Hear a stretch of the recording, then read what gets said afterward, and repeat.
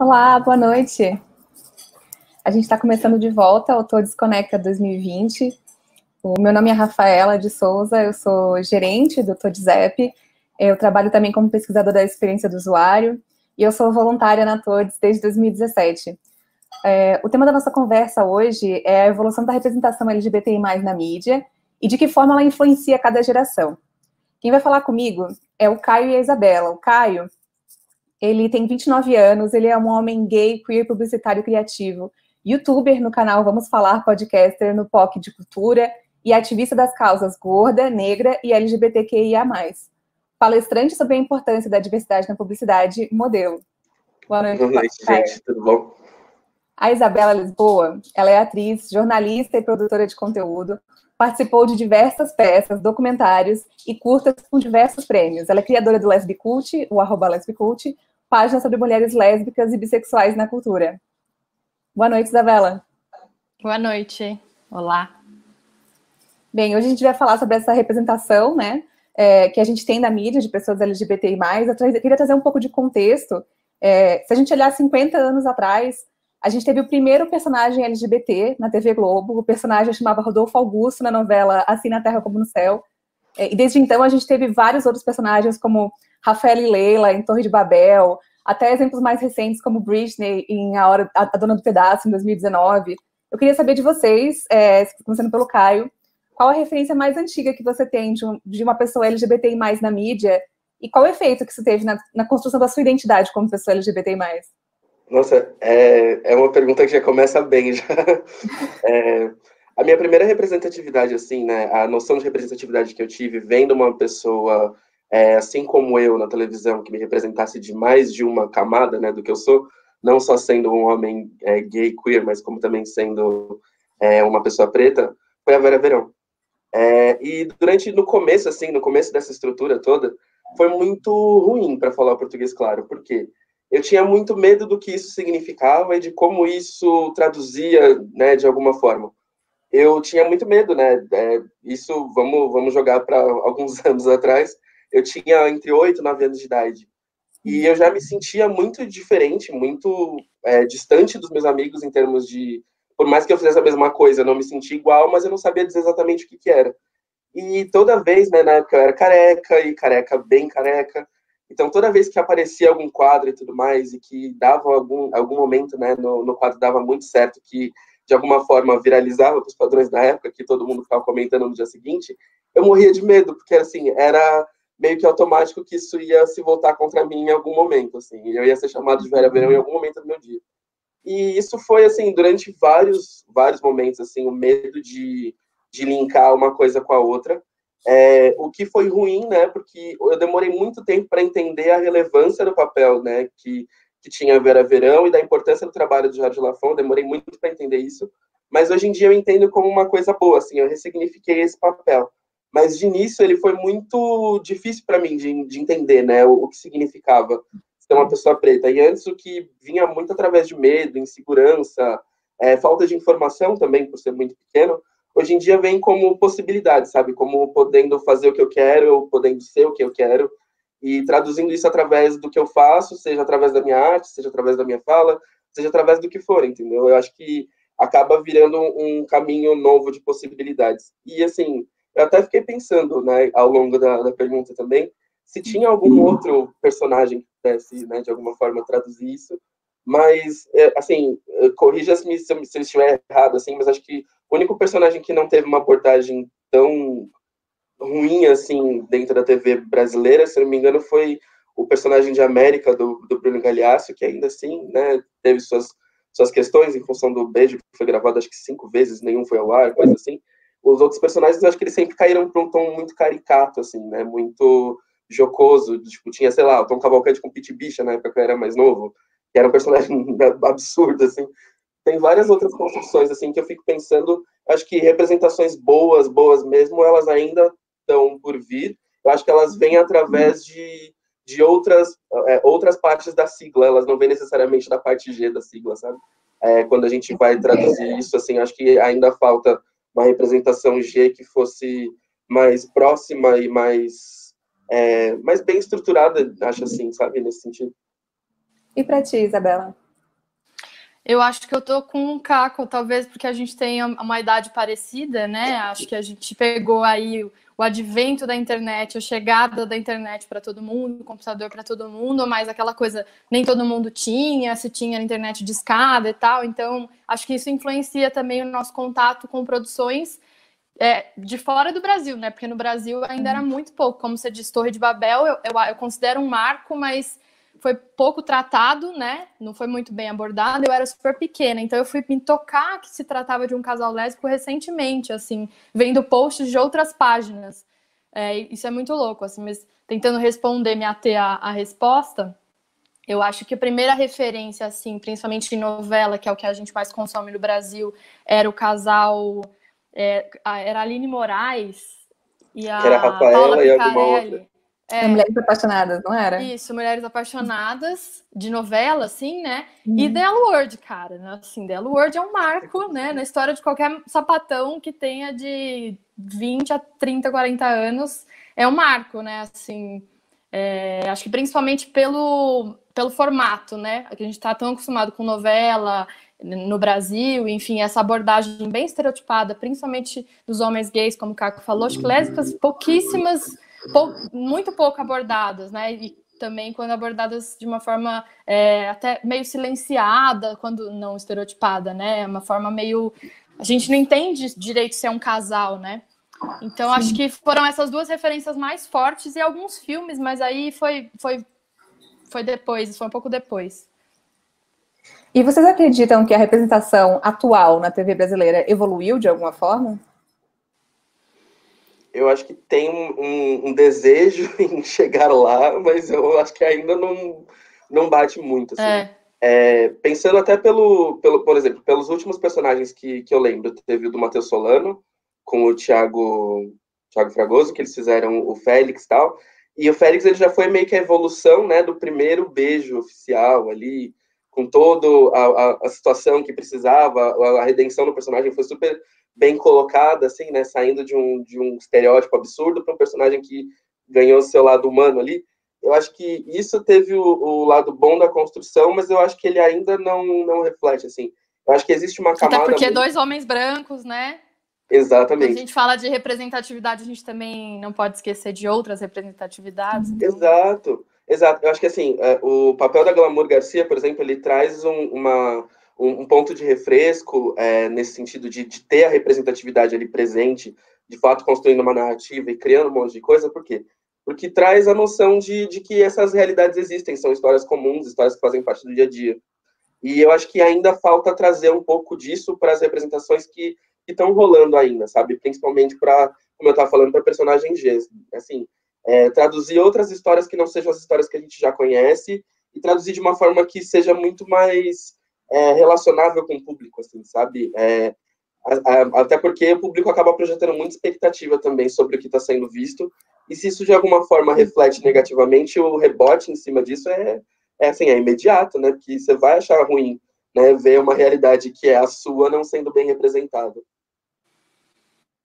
Sim, agora a gente tem, por então, exemplo... eu acho que essa questão da evolução... desculpa, Rafa, pode falar. Não, eu ia tocar só nesse ponto do como isso é representado, como essa representação é feita, porque não é só quantitativamente que a gente faz a representação, né? Não é só colocando a lésbica lá, põe lá, de qualquer jeito, ou gay de adereço, ou coloca um personagem trans feito por uma pessoa cis. Tipo, isso não é representação ao seu nível bom, né? 100% representativo. Ou senão você coloca tudo isso de uma forma legal, mas só pessoas brancas. Por isso que eu fiz esse adendo, assim. Porque, né, eu acho interessante o nome dessa mesa, porque a evolução, ela não tem um ponto final, né? A evolução, ela tá sempre em constante modificação. E quando a gente pensa a evolução da representatividade, a gente tem que pensar nisso também. Tá, beleza, colocamos, mas de que forma? Será que a gente está fazendo bem isso? Está sendo um serviço para a causa? Ou... Né? E é interessante porque o Caco também falou que a gente está construindo, e eu concordo, principalmente porque como produtores dessas narrativas também, né? Eu estou falando um pouco também da minha experiência nas artes, no cinema, que é uma área que eu tenho me aproximado mais recentemente. A gente também está galgando esses lugares, né? Na direção, no roteiro, e isso faz diferença também, né? Quando a gente está falando de construir essa representação. E porque, por exemplo, o audiovisual é um ambiente super branco, heteromachista, muitos homens ricos, enfim. E a gente furar essa bolha também tem a ver com construir essas narrativas mais representativas, né? Sim. Para você que chegou agora na live, muito bem-vindo. O nosso tema é evolução de representação LGBTI+ na mídia e de que forma ela influencia cada geração. Os nossos convidados são Caio Batista e Isabela Lisboa. Essa live faz parte da programação do Conecta 2020, realizada pela Todes Brasil em parceria com o Facebook Brasil e GoCase. Está sendo transmitida simultaneamente no canal Todes Brasil no YouTube e página do Todes Brasil no Facebook. Mas, continuando a nossa conversa, eu queria saber de vocês também sobre outras representações. Por exemplo, tem alguns personagens LGBTI+, que começaram a surgir em alguns desenhos, com muitas temporadas já, como Simpsons, Meninas Superpoderosas, Pernalonga, assim como uns mais novos, como Steven Universe, Rick and Morty, Hora da Aventura e, claro, o desenho super temático Super Drags. Mas essa é uma realidade recente. Qual que é a relação que dessa temática nos desenhos pode gerar para as novas gerações, na opinião de vocês? Começa. Eu? Começa. Então, ontem na live de ontem tocaram num assunto interessante, que é a relação desse tema da representatividade nos desenhos cair para uma questão de sexualização, né? O que eu acho, não foi o que aconteceu na live de ontem, estou dizendo que tocaram nesse assunto de uma forma positiva, mas essa discussão, quando vem, enfim, dessas pessoas que pensam isso, é muito perigoso, né? Porque a gente cria narrativas totalmente binárias e heteronormativas e acha que aquilo é o correto, e quando você coloca uma personagem LGBTQIA+, ou que flerta com o queer, porque às vezes a questão nem tá dada, né? Esta personagem é uma sapatona, tipo, não tá assim no desenho para criança, enfim, mas só de flertar já vira um problema, porque não, sexualização. E assim, me desculpa, porque se as pessoas estivessem preocupadas com sexualização, estávamos falando de Bela Adormecida ser beijada por um cara enquanto está inconsciente, sabe? Então, assim, qual que é o nível de debate em relação à sexualização? Ou a gente está só reforçando uma questão de padrão de sexualidade, né? E, enfim, esse debate, assim, da educação sexual na infância, eu acho valoroso, assim, isso é crucial, mas eu acho que a gente está, como você disse, né, é recente essa inclusão de personagens queer, ou às vezes até, acho que no Steven, eu não sou muito das animações, mas eu acho que no Steven Universe tem até beijo, enfim, eu acho massa pra caramba, porque a gente é isso, né? A representação, ela tem a ver com a realidade. A representatividade dá voz, materialidade para pessoas, grupos que não estão viabilizados, mesmo politicamente, né? Então, eu acho super importante, porque é isso. O desenho também metaforiza a realidade. Na realidade, nós temos esses casais também, essas pessoas também, essa galera que se veste desse jeito. Então, eu acho super positivo. Se eu tivesse tido... acho que acesso, as referências que eu falei foi com 14, 15 anos. Se eu tivesse tido acesso a desenhos queer ou com personagens que, sei lá, um desenho animado que uma caminhoneira viaja o mundo inteiro com um anel de coco, sei lá, tipo, sabe, eu teria... em busca da sua amada no outro estado, né? Essa ideia. Cruzando o país. Né? Escreve... cruzando o país atrás da sua amada num caminhão super colorido, assim, ia ter sido super legal.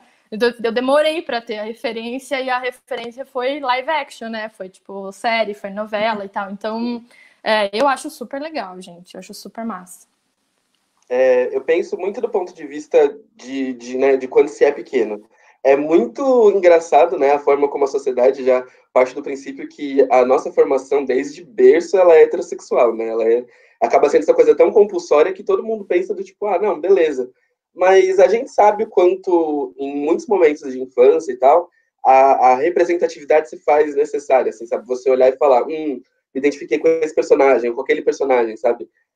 Então, eu acho que, assim, o que essa geração nova tem de poderoso de se identificar com isso, eu acho que é um ganho muito grande, assim, que vai modificar muito a estrutura deles a partir do momento que eles estão crescendo, assim, porque é enfrentar uma realidade já possível, visível desde muito cedo. Eu lembro de não saber, porque, assim, era muito curioso, né, trazendo um ponto com esse assunto, eu adorava o Diabo das Meninas Superpoderosas, o Ele. Só que, assim, ele era, né, com a bota ou verniz até a metade da coxa, uma roupa super extravagante e tudo mais. Ele falava naquela coisa meio afeminada e muito poderosa ao mesmo tempo. E ele me trazia várias questões, né, desde, tipo, tá, né, ser queer e tudo mais é ser o demônio, e se isso não é ser o demônio, o que esse personagem significa? Eu acho que esse tipo de coisa, por exemplo, até mesmo para indagar, por exemplo, a nossa geração, né, isso eu tô falando da minha, da Isabela e tal, eu acho que isso é muito importante para indagar a gente, de alguma forma, mas em contrapartida também é meio que o salto que você vê, né, para essa geração que está vendo Steven Universe, que vê casamento, que vê relações trans acontecendo, que vê uma narrativa sendo muito bem construída e, assim, com a preocupação de mostrar a realidade. Isso faz uma diferença, assim, brutal. Porque é muito mais fácil, né, você crescer sabendo que você existe e que você não é necessariamente o experimento que deu errado, sabe? É muito de formação de pensamento, sabe? De se enquadrar e olhar e falar assim, tá, eu consigo me entender dentro desse espaço. E não que seja um espaço limitante, né, quanto é o binarismo de tudo, sabe? Tipo, do certo, errado, sim ou não, lado 1, lado 2. Eu acho que isso traz uma leveza na hora de você se entender enquanto pessoa. E eu acho assim, louvável que existam desenhos desse tipo, que eles sejam, né, com essas propostas, porque, de alguma forma, isso traz uma responsabilidade muito grande sobre essa nova geração que está aprendendo com o mundo agora, sabe? Está entendendo que o mundo é do jeito que é, sabe? E cada vez mais sem medo, sem trauma, sabe? Como a gente, de alguma forma, foi, porque, cara, é muito novo ainda, né? Tá tudo muito engatinhando e felizmente que a gente está chegando nesse caminho. A gente é atingido por muitas narrativas, né? Falando um pouco mais da narrativa jornalística, e aí talvez essa pergunta seja mais para a Isabela. Na cobertura jornalista, a gente ainda vê alguns exemplos que mostram que os profissionais não estão devidamente preparados para tratar de questões LGBTs. Tem muitos casos de violência que são seguidas de jornalistas errando pronome, usando termos equivocados, confundindo mais ainda um público leigo, né, sobre essas questões. O que pode ser feito para melhorar essa situação? O que está faltando para os meios de comunicação hoje para resolver isso? Eu perdi a pergunta, travou no meio e eu perdi a pergunta. Se você puder repetir, Rafa. Eu repito, sim. Eu estava falando sobre a cobertura jornalística, que às vezes os jornalistas não conseguem usar os termos mais corretos, eles erram pronomes, erram nome, falam palavras que a gente sabe que não são as mais adequadas. E aí eu fiquei me perguntando o que pode ser feito para melhorar essa situação? O que está faltando para esses meios de comunicação hoje? Olha, eu sou jornalista, mas eu nunca trabalhei em redação, né? Eu trabalhei em algumas instituições, e essas instituições, assim, era um trabalho jornalístico, mas não hard news, não, assim, diariamente, cobrindo pauta, reportagem e tal. Que é diferente, né? Assim, você tem um tempo, você tem uma elaboração, e eu mesma, assim, né? Por ser lésbica, por estar envolvida com arte, também você acaba tendo contato diário com vocabulário, né? Porque ninguém sabe tudo. Então, a gente vai aprendendo na convivência, enfim.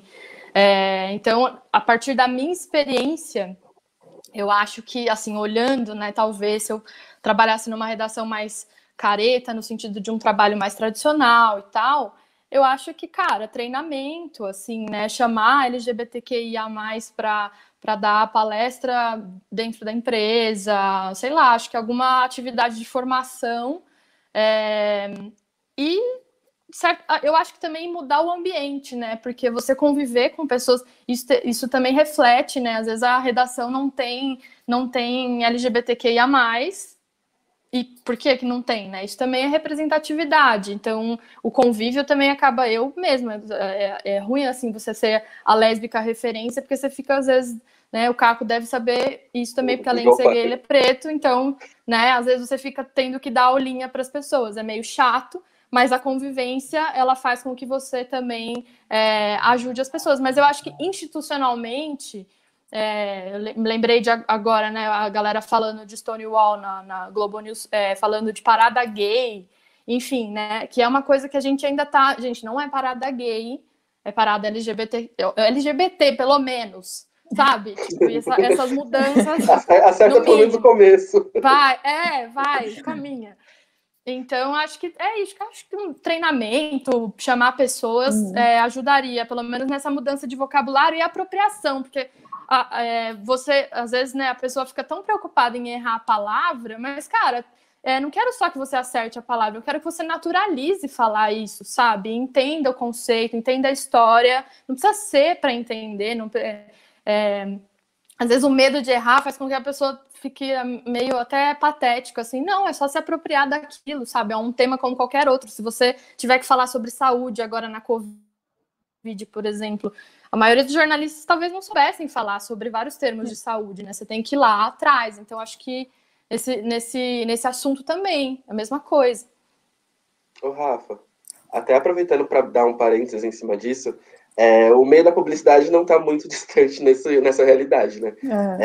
Por ter justamente, né, vindo do mercado e tal, entendendo como o mercado funciona, eu acho que ainda as narrativas estão realmente lentas, né, frente a isso. Existe uma tokenização em alguns momentos de algumas, né, figuras dentro de espaços que as pessoas ficam muito acostumadas a relacionar isso, né, uma coisa com a outra, e há pouca vontade de aprender, assim.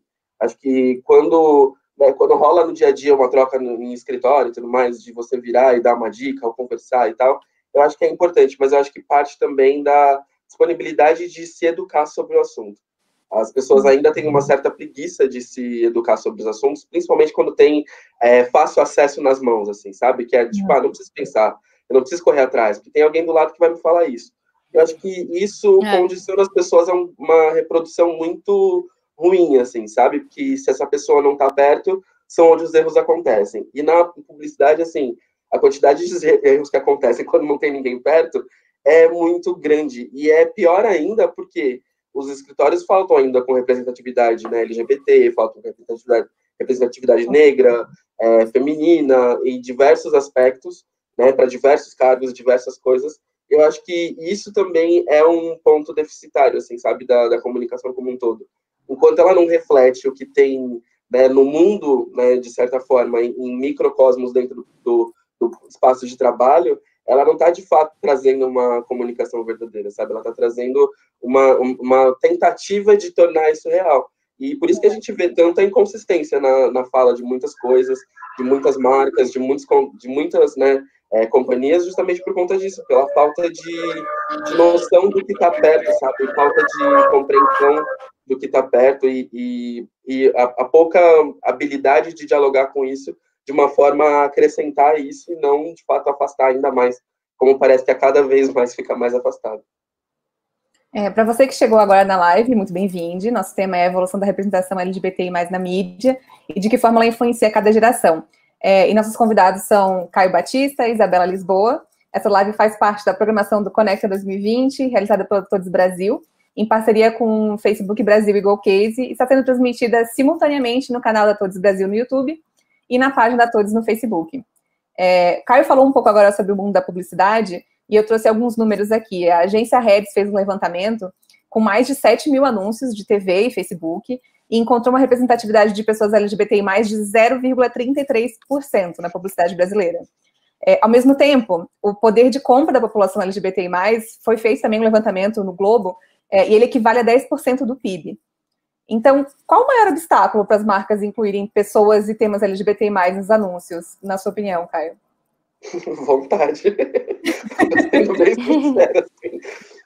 Não, mas assim, é muito engraçado, né? Eu já participei de construção de cast de campanha e tudo mais, e é muito engraçado a percepção de levar nomes que tragam novidade ou que impliquem em novidades para cliente, porque nem sempre o cliente está muito disposto, assim, a entender o que isso significa, sabe?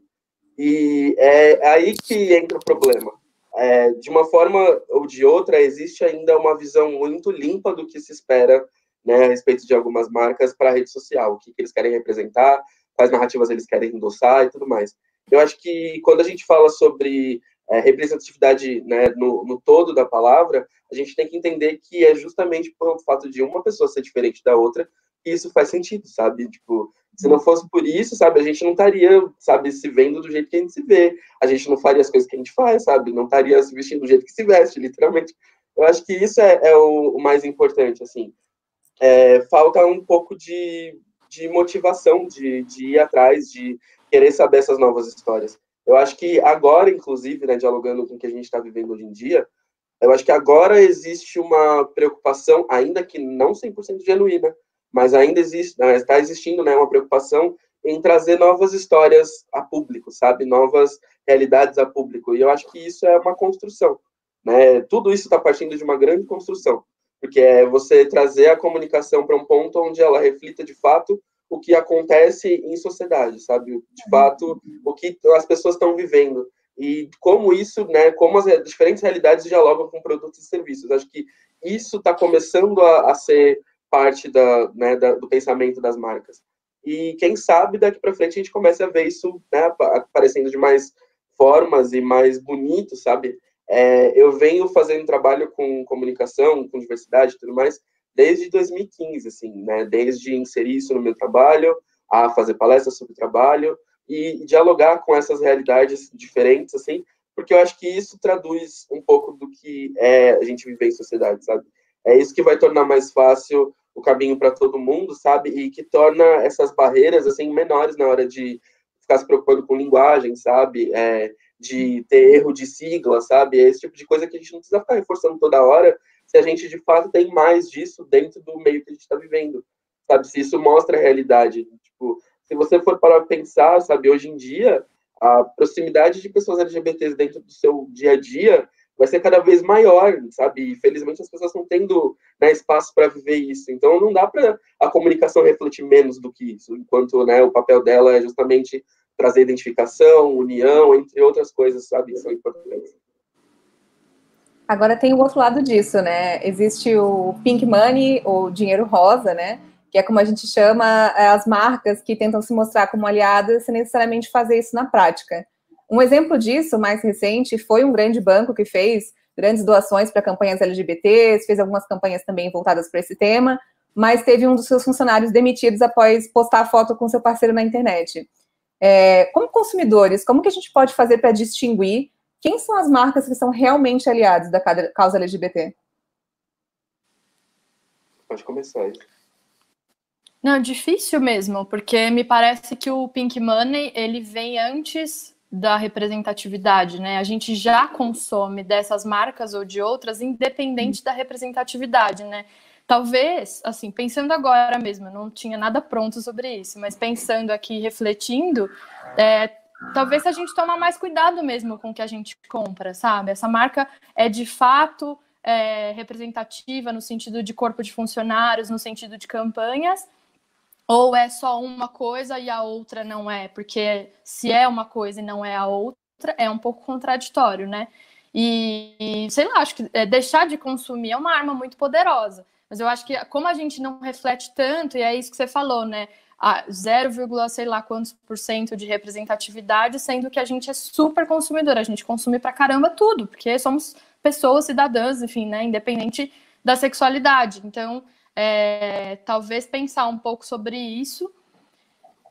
Acho que pensar um pouco sobre isso antes de consumir. E também ficar ligado. Eu tenho umas listas meio mentais, assim, marcas que têm questões com teste em animais, sei lá. Eu vou pensando nessas marcas e aí às vezes é meio chato porque as pessoas me falam, vamos comprar tal coisa ou não? Vamos em tal lugar? Não. Então, marcas relacionadas à violência, né, tipo, funcionário bateu em alguém, sei lá, para mim a marca já fica meio borrada, assim, eu não consumo mais. E talvez no Pink Money do mesmo jeito, assim, para quem que eu estou dando esse dinheiro, né? Acho que é um pouco isso. Pensei aqui agora nisso, não sei. Eu estava até pensando, junto com a Isabela, quando ela falou nisso, me acendeu uma coisa que eu acho que é importante a gente não esquecer do fato que a gente ainda pode reclamar, né? A gente pode virar e falar e cobrar e pedir, né, de alguma forma, pedir com que as coisas sejam conversadas. Eu trabalhei 3 anos e pouquinho com uma marca de cosméticos e eu acompanhei a mudança acontecendo desde coisas propostas, né, de dentro da marca, a coisas acontecendo por conta de movimento de clientes que estavam identificando isso e querendo uma mudança. E assim, quando eu falo sobre, né, sobre o lance de cobrar, me veio isso à cabeça justamente porque foram coisas que deram certo. Foram momentos onde eu vi, sim, a marca olhando, se coçando e falando assim, tá, o que a gente faz, entendeu? E foram até decisões as quais muita gente participou e, assim, uma equipe diversa parou e sentou nisso para relacionar o que poderia ser feito. Eu acho que isso é o importante, sabe? Isso é você levar em consideração a clientela, isso é você levar em consideração a voz das pessoas, isso é você levar em consideração o mundo que você está e o ambiente que você está vivendo, sabe? É permitir que a marca ela possa aprender com os clientes, né? Uma vez que o serviço é voltado para isso. Se o serviço não está atendendo de alguma forma o que as pessoas esperam, elas têm que sim virar e reclamar, sabe? Tem que sim virar e se posicionar e deixar de consumir, se for o caso. Eu também tenho a listinha reduzida ali de quem eu não vou consumir. Proibidas. Não vou. E assim, é esse hábito que precisa ser criado mesmo, sabe? A partir do momento que essa marca, de alguma forma, vai contra ou fere quem você é, sabe? É ter o lance de maturidade para falar assim, não, sabe? Eu posso procurar por uma outra iniciativa que traduz o que eu quero, sabe? Sendo que eu não vou endossar alguma coisa que vai contra o que eu acredito. É mais o exercer o pensamento político, de alguma forma, né? De modo que privilegie as pessoas acima de tudo, sabe? Que as pessoas consigam entender que a voz delas é que faz com que as coisas aconteçam. Porque se for assim, a gente vai continuar sempre essa coisa, sabe? De marca entregando, sabe, 10% do que é necessário, uma linguagem extremamente arcaica, sem se preocupar com uma representativa, sabe? A gente aceitando e falando, tá tudo bem? Não, não tá, nunca teve, sabe? Eu acho que isso precisa ser entendido, assim, sabe? A partir de agora, a gente tem controle sobre várias outras narrativas que podem traduzir histórias diferentes, e não o contrário. E ficar de olho, porque às vezes a marca se apropria de um momento, né? Sei lá, julho, parada LGBT em São Paulo. Bota a bandeira, usa negócio no caminhão e vai lá, tá lá. O resto do ano, um monte de violência acontece, um monte de relacionados à marca, sei lá, marcas de transporte, empresas de transporte aí, né? Tipo, coloca o logo da marca lá no caminhão, aí o resto do ano tem um monte de gente, cliente apanhando, porque beijou o namorado no banco de trás, alguma coisa nesse sentido, e o silêncio da empresa é ensurdecedor. Então, assim, né? Também a gente ficar de olho nisso e cobrar, eu acho maravilhoso esse posicionamento de cobrar, principalmente porque você tem a foto da parada com o logo da empresa lá. Eu falo assim, querido, né? Peraí, tá? Alguma coisa não tá batendo aqui. Acho que tem a ver com isso também. Sim, com certeza. Um exemplo de uma situação como essa que você falou, a gente tem também, por exemplo, lojas de departamentos com linhas feitas com uma bandeira LGBT e símbolos da causa LGBT, mas o dono da loja, o presidente, tem ligações com o atual presidente, apoia o governo. Como é que vocês julgam esse tipo de atitude? Vale eu pensar nos funcionários que talvez, ou a pessoa que ficou à frente dessa linha, ou tendo uma pessoa como dono da empresa à frente, assim, não tem como levar em consideração? Eu acho que discurso inconsistente a gente consegue perceber ele logo de cara. Assim, se ainda é uma coisa que falta para a gente, em termos de inteligência, para, né, assimilar isso de uma forma mais clara, mas acho que quando ele é tão distante uma coisa da outra, fica mais fácil entender. Eu, pelo menos, parto do princípio, né? Se quem eu estou dando dinheiro de alguma forma endossa alguém que vai completamente contra tudo aquilo que eu acredito, não é um serviço aliado, não é uma coisa que vá me fazer bem de certa forma, sabe? Pode ter um serviço incrível e tudo mais, mas não é meu aliado, sabe? Para eles, não querendo ter, sabe, o lance de, tipo, o meu dinheiro precisa ser especial em tal lugar, mas o quanto o meu esforço vale para empregar num lugar que não me aceita como eu sou, que não me respeita como eu sou, que não me entende enquanto indivíduo e não respeita a minha individualidade, sabe? Isso eu acho que é um exercício importante de fazer. E se, né, tá do lado, né, de alguém que compactua com xenofobia, racismo, feminicídio, racismo, entre outras coisas muito mais pesadas, eu acho que a resposta fica meio clara, sabe? Não precisa de muito. A gente consegue ler essa entrelinha aí muito clara, sabe? Aonde não dá para enfincar o pé, a gente levanta e vai embora. A gente tem as nossas redes abertas para quem quiser mandar alguma pergunta também, para o Caio, para a Isabela, ou trazer um tema para a gente falar um pouco aqui também. Eu queria saber de vocês qual conselho que vocês dariam para essas marcas que querem se engajar de forma efetiva. Como fazer isso direito? Como fazer isso direito? Desculpa, é que às vezes, gente, pensei até em derrubar, já entrar de novo. Às vezes começa a dar uns paus, assim, e aí volta. Então eu não sei se eu saio e entro, ou se eu continuo, mas aí eu perco algumas coisas. O que vocês acham? Eu posso repetir a volta em instantes? Tá bom. Então vai, por favor. A minha pergunta é qual conselho que você daria para essas marcas que querem se engajar de forma efetiva? Não fazer o pink money, não só fazer um discurso que não está sendo cumprido. O que essas marcas têm que fazer?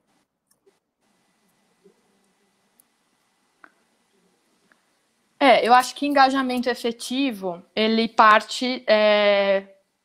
eu não sei, é uma pergunta difícil, não é uma pergunta fácil. Porque a gente está falando de empresa, de grana, né? Assim, eu sinto que existe muitas vezes um certo oportunismo, né? De algumas marcas, como eu já disse. Agora, eu acho que para além da publicidade, a empresa, a marca precisa estar alinhada com aquilo no seu dia a dia, né? Por isso que eu bato na tecla de incluir pessoas no corpo de funcionários e tal, porque senão fica só na publicidade, com todo respeito ao trabalho do meu colega, mas assim, vira, né? Senão vira só um chamariz para venda. Sim. E não aquela ideologia implantada nos valores da empresa, né? Enfim, então eu acho que mudar a mente, assim, de como você vê a própria empresa, assim. Às vezes você precisa refazer, sei lá como é que chama isso, mas aqueles regimentos de tipo missão, visão, valores, sabe? Precisa rever isso para ser realmente inclusivo em todos os aspectos. Eu tô me metendo muito na publicidade aqui, o Caco daqui a pouco vai chegar. Eu me interesso, assim, né? Querendo ou não. O jornalismo tem um bracinho ali, né, na publicidade, que é uma publicidade de outra forma, assim, a gente vende notícias, é muito junto mesmo. Algumas faculdades até você faz os 2 primeiros anos juntos, depois você para. Mas, enfim, eu acho que tem a ver com isso, tem a ver com mudar a ideologia na prática, mudar coisas no dia a dia da empresa. Isso, a cultura. A cultura é uma palavra boa aqui também, nesse caso. Então, acho que tem a ver com isso. E aí, claro, né? Você alinhar com todas as práticas da empresa para além da publicidade. Acho que é meio isso. Sim. A gente tem um comentário da Mais Alves também no Facebook, que ela falou que sempre que possível valorizar os pequenos produtores LGBTs também. E que a internet ajuda bastante. Total. É minha namorada, gente, anticapitalista. Maravilhoso. Sério.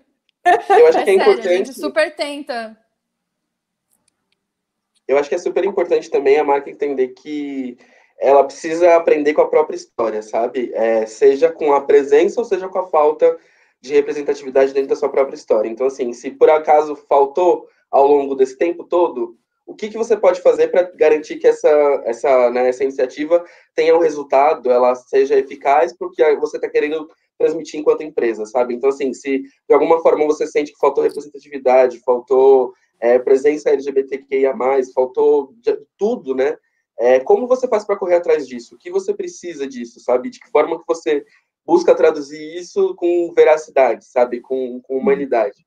Eu acho que isso é o primeiro passo. E se for no caso de já ter isso, né, presente na história, como ampliar essas vozes e como estão essas vozes que representam a diversidade dentro do meu espaço. Porque você ter lá a diversidade, mas essa diversidade não ter um plano de carreira, não ter um crescimento, não ter uma visibilidade, você só tem um espaço, você tem um token, é diferente. E não é sobre isso, assim, sabe? É sobre como você, de alguma forma, permite traduzir isso né, de modo que você mostre para todo mundo que, ó, aqui no meu espaço as pessoas elas estão destinadas ao sucesso, eu aspiro que todas elas cresçam, eu quero que todas elas sejam melhores profissionais e que traduzam isso de uma melhor forma. Sabe, se tem, assim, é até engraçado falar sobre isso, porque não só a marca, mas tem muita agência de publicidade que tá faltando isso, sabe? Tem agência de publicidade que não tem essa noção clara sobre como isso funciona, não traduz isso dentro do campo de funcionários, sabe? Não tem nem um comitê separado para conversar sobre diversidade de modo geral, sabe? Que dirá comitês específicos.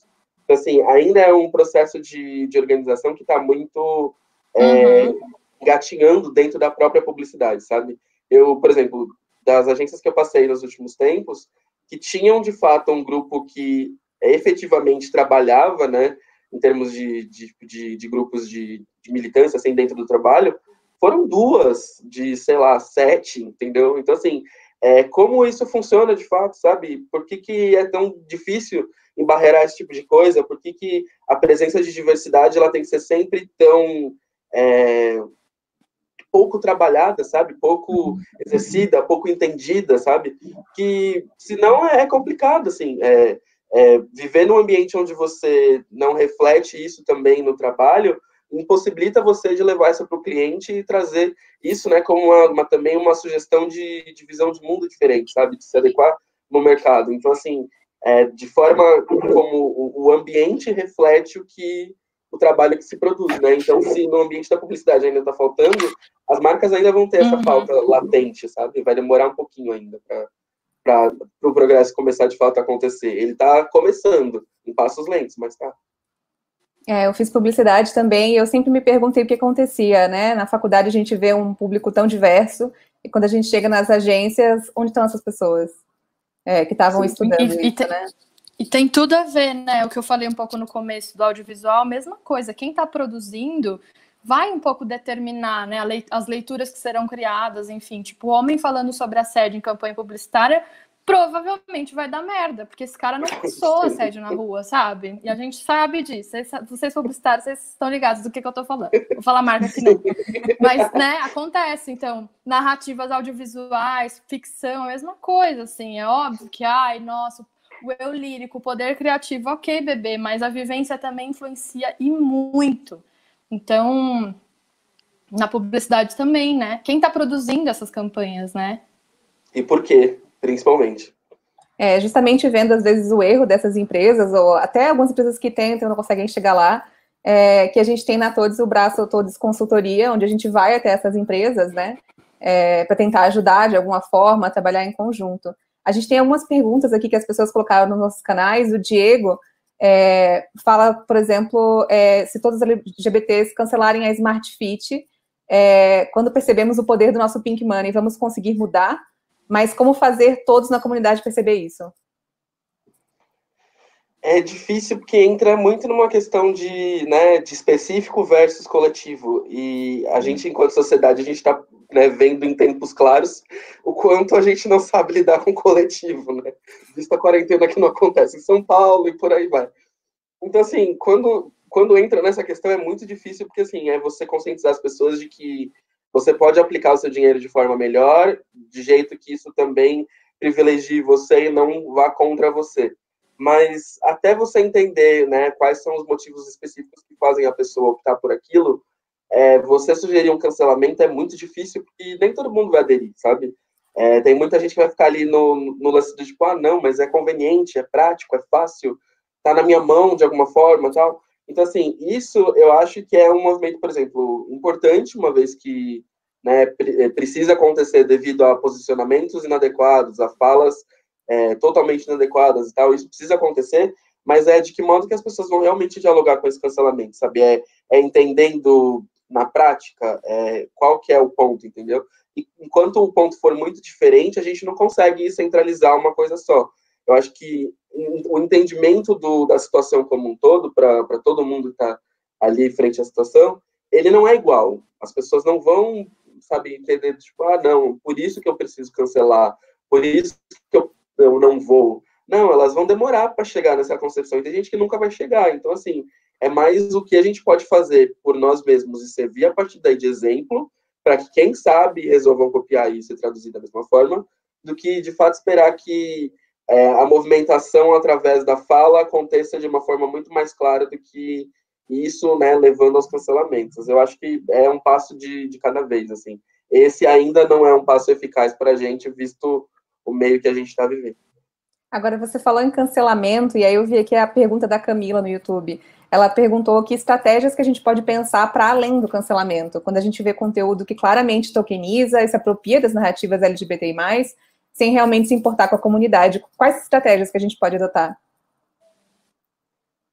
Eu acho que desde começar a se policiar sobre como esses conteúdos são criados, ou seja, quais narrativas eles apresentam por trás do marketing que a empresa já faz.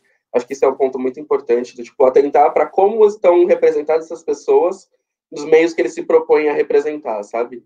Porque eu acho que não dá para ficar só na presença, como eu estava falando, tem que ser um lance mais aberto, mais visível do que a marca pretende com isso, para onde ela quer chegar, e como a Isa falou, assim, sabe, na questão da missão, visão e valores, isso precisa ficar claro para as pessoas, né? É uma coisa que, se de alguma forma não está claro para o público, é o direito dele virar e falar assim, tá, mas o que vocês estão falando? Sabe, com que base que vocês estão falando isso? Da onde vocês estão tirando isso, entendeu? Porque isso também truca a marca, né, no sentido de virar e falar assim, tá, prova, entendeu? Mostra o que você está fazendo, sabe? Mostra o seu trabalho. E acho que a responsabilidade para com o público também vem de mostrar isso daí naturalmente. Então, vendo uma vez que a marca não está fazendo isso, o cancelamento é o primeiro passo, né, para antes de entrar no cancelamento, né, eu acho que seria virar e jogar contra, sabe? Virar e falar assim, e aí? O que vocês têm para ofertar a partir disso? E a partir da resposta deles, né, o que muita gente acaba, né, entendendo a situação é justamente isso. A partir da resposta que a marca dá, a forma como ela formula isso, o que ela vai trazer de embasamento, como ela vai defender o que ela está dizendo, tudo isso já te dá uma resposta sobre manter ou não o cliente dela. Porque à medida que você vê que isso não está batendo com o seu discurso, não tem por que ficar, sabe? Né? Nem por custo-benefício, assim, de alguma forma isso vai ser nocivo contra você. E assim, se não for nocivo contra você, vai ser a primeira pessoa parecida com você em linha direta a você, sabe? Então, assim, é meio sobre isso. Tipo, não adianta eu, por exemplo, enquanto pessoa preta, consumir uma marca que tem atitudes racistas, né? Porque, de alguma forma, isso está se voltando contra mim, porque vai estar fazendo mal a outras pessoas que têm muito menos privilégio do que eu, entendeu? É meio que entender que essa linha, ela não funciona de mão única. Ela está sempre interligando todos nós de alguma forma, sabe? É sobre esse senso de coletivo também. O Hilton Tavares comentou no Facebook, até que é irônico, né, de muitos times de futebol estarem com campanhas bem bonitas e engajadas para integrarem torcedores LGBTs. Mas no Facebook, o Sandro Filho, ele trouxe uma pergunta para vocês, para os dois, querendo saber se vocês já tiveram alguma dificuldade de arrumar emprego na área de vocês. E como é que vocês reagiram, se essa dificuldade existiu? Eu nunca tive um emprego de carteira assinada. Eu sou atriz, então eu trampo muito de forma autônoma, independente, assim. E sobrevivi até hoje de estágio, bolsas por causa da faculdade, e depois um emprego temporário que salvou os últimos meses, assim, até inclusive a entrada dessa pandemia. Na pandemia eu fiz pouquíssimas coisas. Então, mas não, bom, não sei, posso estar passando um pouco de pano, mas eu acho que não foi por causa da minha orientação, acho. Eu sinto que é realmente por causa de... Bom, já que tocamos nesse assunto, né? A questão da atuação em si, por exemplo, eu sinto que os testes mudaram um pouco quando eu cortei o cabelo, por exemplo, que, né, para mulheres de cabelo comprido, traçam um perfil para publicidade, aí estamos falando de publicidade de novo, mas aí, no caso, eu vou como atriz, às vezes, fazer testes, e isso, depois que eu cortei, fez assim... a minha mudança de perfil, sabe, para fazer. Então, personagens, assim, isso altera. Não é necessariamente o fato de ser lésbica, mas eu acho que existe um padrão aí de feminilidade, né? Que flerta também com sexualidade, obviamente. Uma expectativa, exatamente. Mas aí, né, não é emprego, são os trabalhos, enfim, que a gente faz aí de tempos em tempos, no momento nós estamos fazendo, mas acho que influencia, porque é uma questão de imagem, né, a gente não é uma questão de estereótipo, mas quando a gente se assume, enfim, se expressa de certa forma, a gente acaba talvez se libertando de alguns padrões de estéticas e de roupas, e isso acaba influenciando. Eu nunca senti, assim, em trabalho, a homofobia. Já senti a homofobia em outros lugares, mas de trabalho, tipo assim, não vai rolar para você por causa disso, não. E para você, Caio? Bom, assim, eu estava pensando, né, sobre isso agora. Eu nunca fui uma pessoa muito discreta, como dá para perceber.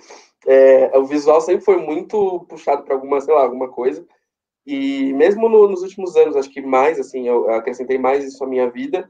E eu acho que eu tive mais problema por ser preto e me colocar no mercado de trabalho enquanto preto do que por ser LGBT, assim. Eu passei por muita questão de falta de credibilidade, né, em função de ser preto, ou de... É um termo muito curioso, mas, assim, soar caucasiano em situações específicas é uma coisa que ainda é validada por muitos lugares. E, principalmente, se o seu currículo reflete, né, o caucasiano também. E foi uma pessoa que eu tive oportunidade... Gente, Caio, o que é soar caucasiano? Por exemplo, se dentro do que te faz uma pessoa preta, né, você passa por algum tipo de privilégio, ou alguns tipos de privilégio, que acrescenta na sua vida. No meu caso, eu tive formação de escola e faculdade particulares, né? Fiz estudo particular e tudo mais. E o que acontecia quando as pessoas vinculavam, né? Se não tinha a minha foto no currículo, quando as pessoas iam buscar para saber quem era essa pessoa, o espanto era justamente pela minha imagem ser preta, entendeu? Então, é muito disso, assim, e até mesmo por sentar e conversar em entrevista, tal, já fiz entrevista por telefone também, e de entrevista por telefone previamente, antes de fazer a entrevista presencial, da pessoa ficar surpresa também, sabe? De não associar a minha imagem com a minha voz, e achar que, por conta disso, eu poderia ser uma pessoa branca ou não. Eu acho que vem muito de subestimar e descapacitar as pessoas pretas de diversas formas. Eu acho que isso foi mais presente na minha vida, no meu dia a dia, do que por sexualidade. Assim, eu sempre fui muito aberto desde o primeiro momento que eu comecei a trabalhar e, assim, né, antes de eu entrar no mercado publicitário, eu fiz outras coisas. Tipo, trabalhei em buffet, fiz call center, caramba, quatro. E, assim, eu sempre fui muito aberto. Tipo, é isso, não tenho o que fazer sobre isso, você não tem opinião sobre isso e vamos que vamos. E, por sorte, isso deu muito bom, assim, né? Visto que é uma jornada privilegiada, acima de tudo. Então, isso deu muito bom. Mas eu nunca senti, até mesmo porque na publicidade não tem muito espaço também para isso, de certa forma, sabe? De ter essa repressão por ser LGBT e tudo mais, isso nunca me aconteceu. Na verdade, era uma coisa que a cada vez mais foi melhorando, assim, de ter superiores LGBTs. Eu tive 2 na minha trajetória até agora, sabe? E foram coisas onde a equipe se organizou com bastante gente LGBT em volta nessas 2 oportunidades. Então, assim, me deu uma noção de mercado um pouco melhor, assim, do que eu imaginava, mas nunca rolou uma homofobia direta, assim, nunca. Eu já lidei com um hétero burro, muitos. Eu já lidei com várias situações, assim, esdrúxulas de ter que ficar explicando coisa que não era necessário. Já, tipo, tem que corrigir gente, sim, mas no sentido de homofobia direta, assim, acho que não são nem loucos que sabem que isso, né, implica em muitas coisas dentro da comunidade, né, da publicidade se implica em muitas coisas e o nome já seria pejorativo, né, vinculando uma coisa a outra. Mas eu queria deixar esse espaço agora, no final da nossa conversa, para vocês divulgarem os projetos de vocês, os seus arrobas. Isabela, como é que a gente te encontra na internet? Quais são os projetos que você gostaria de divulgar para a gente?